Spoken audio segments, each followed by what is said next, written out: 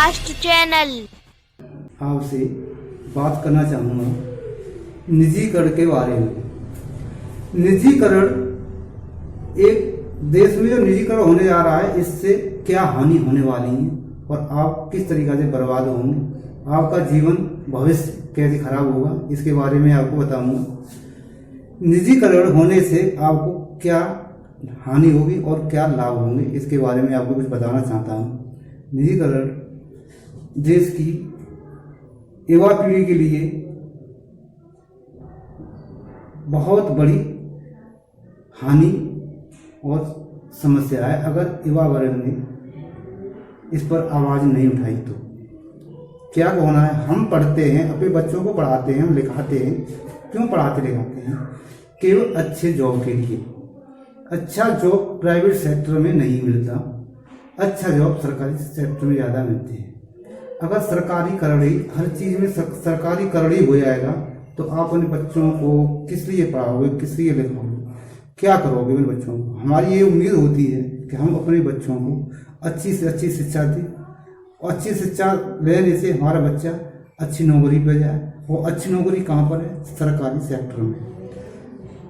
Private sector में नौकरी तो है, पर लेकिन जो सम्मान सरकारी नौकरी मिलता है वो सम्मान आपको किसी भी प्राइवेट सेक्टर में नहीं मिल सकता। पैसा तो अच्छा मिल सकता है, आपका आईआईटी इंजीनियर बन गया मान लीजिए, तो उसको वेतन 50 लाख 1 करोड़ तक पैकेज मिल जाएगा।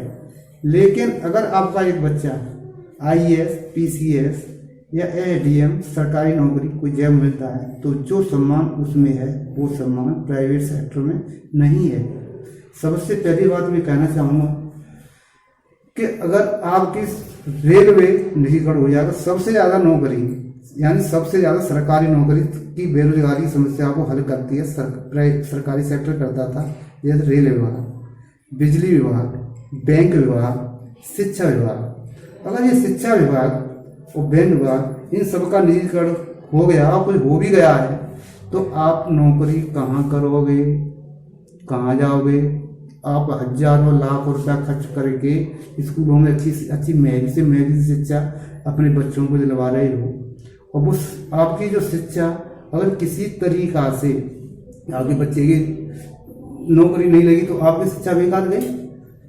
हम मानते हैं नौकरी सबको नहीं मिल सकती नौकरी, लेकिन उनको तो मिल सकती है जो होनहार हैं, जो नौकरी के लायक हैं, जो टेस्ट क्वालिफाइड कर रहे हैं, जो नौकरी की आईएएस, पीसीएस बड़ी बड़ी नौकरियों की तैयारी कर रहे हैं। बड़ी नौकरी नहीं मिल पाती, जो छोटी नौकरियों में सिलेक्शन हो जाता है।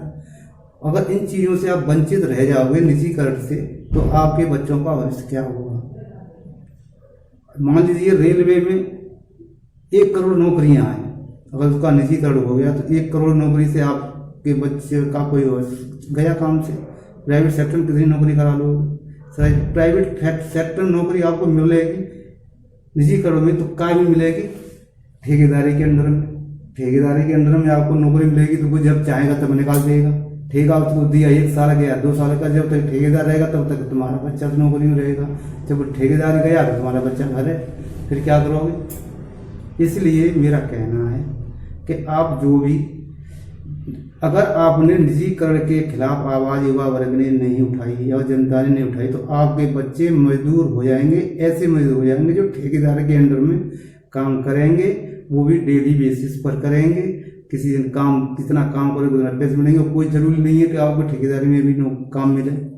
जब आपकी बेरोजगारी इतनी हो जाएगी, कहाँ से आएंगे ठेकेदार, कहाँ से कितनी कंपनियाँ हैं हमारे यहाँ, तो मतलब सबको काम दे देगी। कितनी आपकी ज़मीन जायदाद है, जमीन जाती भी आपकी ना के बराबर है, तो क्या क्या में आप नौकरी कर लोगे। तो इसलिए मेरा कहना है कि आप इसके निजीकरण के खिलाफ आपको आवाज़ उठानी चाहिए, इसका विरोध करना चाहिए, जिससे आपका रोजगार मिले, आपको नौकरी मिले।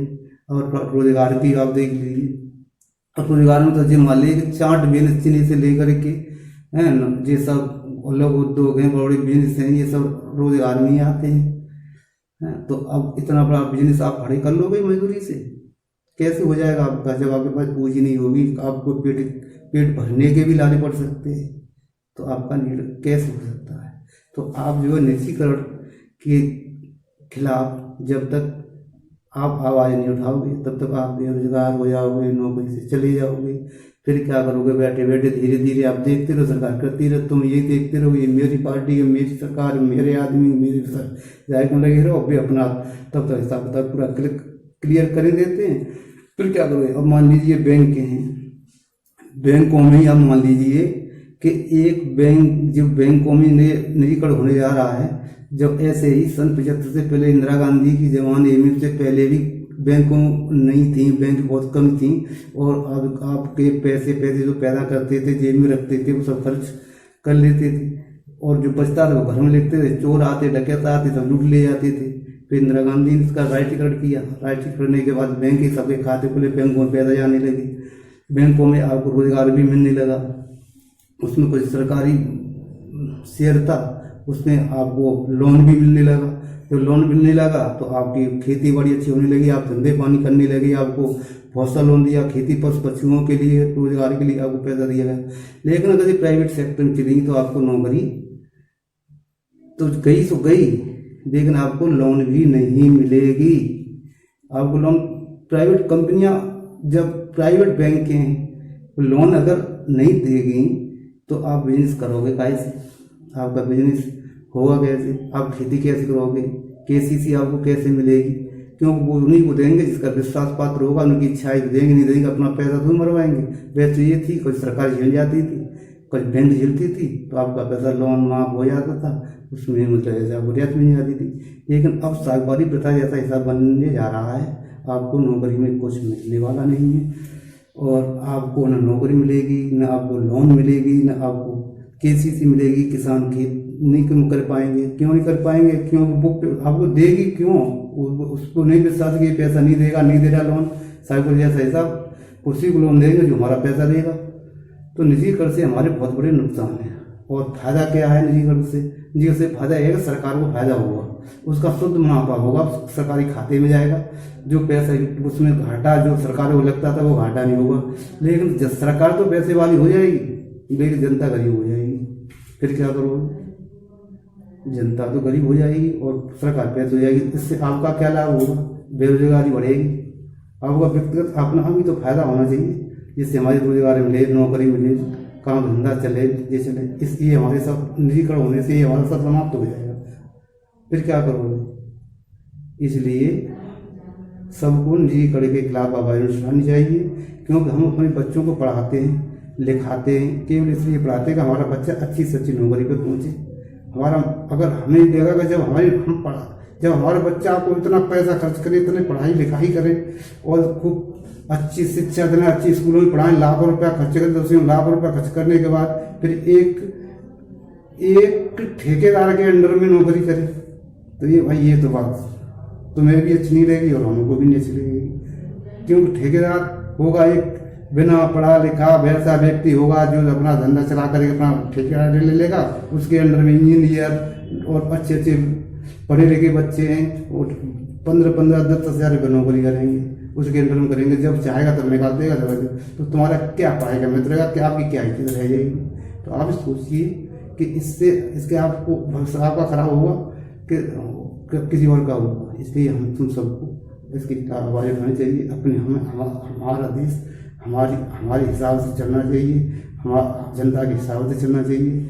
जनता सभी जो लोकतंत्र के ये हिसाब होता है कि सभी को सरकारी संसाधनों में लाभ मिलना चाहिए, उसको लोकतंत्र कहते हैं। चाहे वो राजनीतिक क्षेत्र में हो, चाहे वो आर्थिक क्षेत्र में हो, चाहे वो किसी भी सरकारी तंत्र में हो, यानी जो भाग सरकारी क्षेत्र में ले लेता है वो असली लोकतंत्र होता है। और जो तुम्हें किसी चीज़ में भाग ही नहीं मिलेगा, आप तो बदुआ मजदूरी तरह हो जाओगे कि मतलब जो है कि कभी काम कराए तो कराए, नहीं तो छुट्टी, नहीं तो कोई पैसा नहीं। तो इसलिए हम कह रहे हैं कि आप लोग सभी मिल करके सभी युवाओं को इसके खिलाफ आवाज़ उठाना चाहिए। ये स्थिति निश्चित आपकी जितनी भी जगह निकल रही है, ये जगह क्यों निकल रही, बंद जगह क्यों नहीं निकल रही?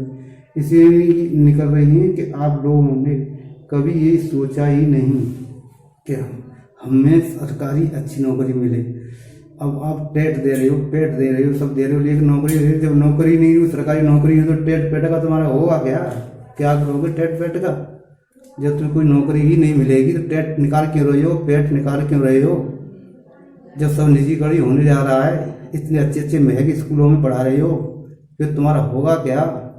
अच्छे पढ़ाने से क्या फ़ायदा होगा? तुम्हें अपने बच्चों को पढ़ाओगे, इनकी बहन भाई सब पढ़ रहे हैं, वो अच्छे अच्छे स्कूलों में पढ़ रहे हैं, अच्छे लाखों रुपया खर्च कर रहे हो, और जब सरकारी नौकरी ही नहीं होगी तुम्हारे पढ़ाने से फ़ायदा क्या होगा?